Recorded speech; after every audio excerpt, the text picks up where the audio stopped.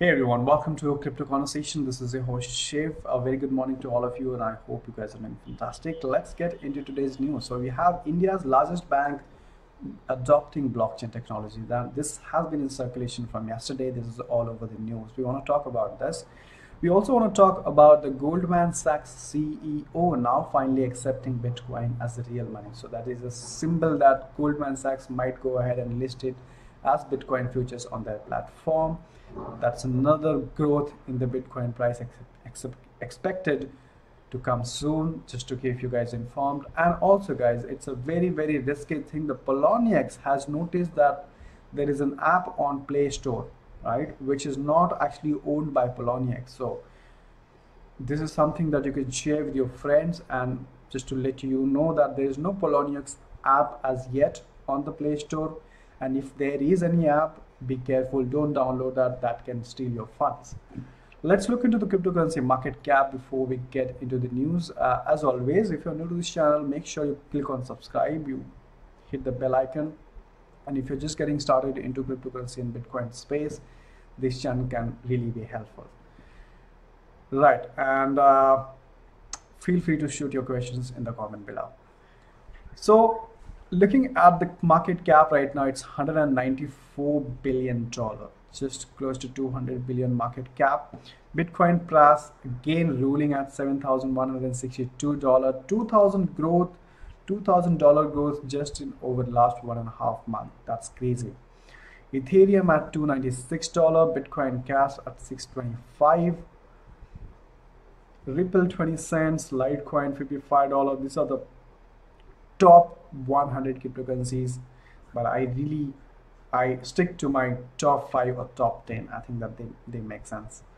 Now let's look into the news here. The Goldman Sachs CEO finally looks at Bitcoin as the real money, and he compared this with the initially when the phone came out, and nobody actually thought the phone is something, because phone used to be so big, the smartphone used to be so big that nobody thought there will be one day that everybody will be using a smartphone. And that is what he's compared. And so let me share this video with you all. This is something that I found very interesting over here. You've tweeted about various subjects, actually. It's interesting, your tweet experience. But one thing you tweeted about was Bitcoin, that you were still thinking about a month ago now. We now have the LME saying that they're actually, CME, sorry, actually saying they're going to start trading in futures on Bitcoins are a little too tangible for the London Metals Exchange. Yeah, that's right, exactly. So the CME is going to have futures with Bitcoin. Are you still thinking about it? And if Goldman customers, your customers, come to you and say, we really want to have this as part of our portfolio, do you have any choice but to get involved with Bitcoin? Look, So CME started trading Bitcoin as futures on their platform.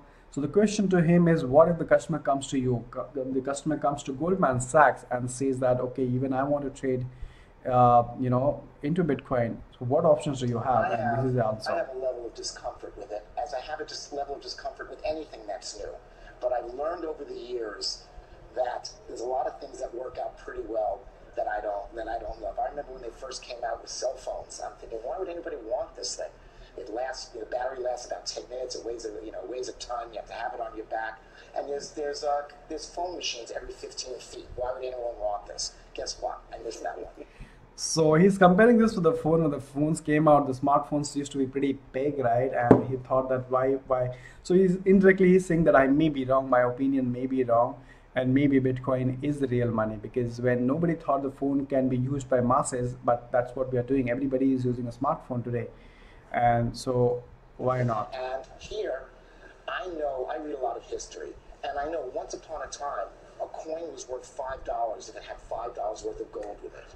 And then a piece of paper was worth $5, but only if it was backed by gold in the treasury, or silver in the silver certificate. And even then, people were suspicious. Now we have paper that's only backed by fiat. The government says, I think that's what it's worth. Maybe in the new world, something gets backed by consensus. Instead of a government fiat. So it's saying that earlier the money with the $5 used to be backed by gold. So only if it is, people used to believe only in gold. But later on, what happened is people started trading into paper money, and then it was backed by fiat. And now he's talking about Bitcoin because Bitcoin is backed by consensus because it's a network, right? So all the miners verify the transactions together because there is no way of manipulation. It is the consensus. It is the consensus of the different miners saying that okay, this transaction is valid, and that's what he compares it Maybe with. it's a consensual arrangement by people that agree that it's worth something, kind of like what social media does. It's not my natural state of comfort. But if you told me that, if we went into the future, Bitcoins were successful, I would be able to explain how it's a natural evolution from hard money. By the way, why is gold worth anything more than the jewelry value in gold? That's kind of a consensus that people have. So he directly compares Bitcoin with the gold because, and that's so true. I mean, why does gold have value today? The gold have value today because people think that it's valuable. It's rare, right? Otherwise, what's the use of gold? You can't eat gold. What is the gold used for? I mean, gold can be used for jewelry, of course, but other than that, there is no real use of gold. But it's valuable because people believe that it's valuable. So that's what he compares, and I really think that the Bitcoin can be traded as futures on Goldman Sachs really soon, and that will take the Bitcoin price to the next level. I want to hear your opinion, what you think on this interview. I'm going to leave the link in the description below so that I can go ahead and check that out. Let's go ahead and this news of State Bank of India. The State Bank of India is now adopting blockchain technology. They have formed a consortium called Bank Chain Consortium, wherein even the public and the private, all the banks of India are a part of this consortium called Bank Chain. Of course, they will be using blockchain technology for KYC and other financial processes. But this is a very good news. And the reason here is the reason why I say that once they are adopting the blockchain technology, it is kind of validating the Bitcoin. Yesterday, we heard about this Economic Times article that I don't know what to say about that article that talks about Bitcoin exchanges being banned. I mean, once you are adopting the blockchain technology, you are validating the Bitcoin also because Bitcoin is the first application of blockchain, right? And so there is no way you can say that we don't want to deal in Bitcoin because that's again a technology, that's again a blockchain technology. And of course, you can say that nobody else, you can actually stop and regulate the ICOs, but there's no way somebody can actually ban Bitcoin, especially when you yourself is adopting the blockchain technology. So this is just to make clear for those who think that the governments will try to ban Bitcoin.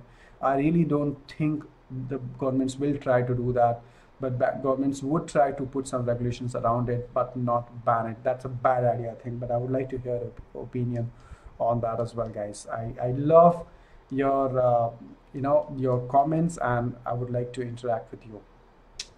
So this is what, and so this is the this is by the official, the SBI official.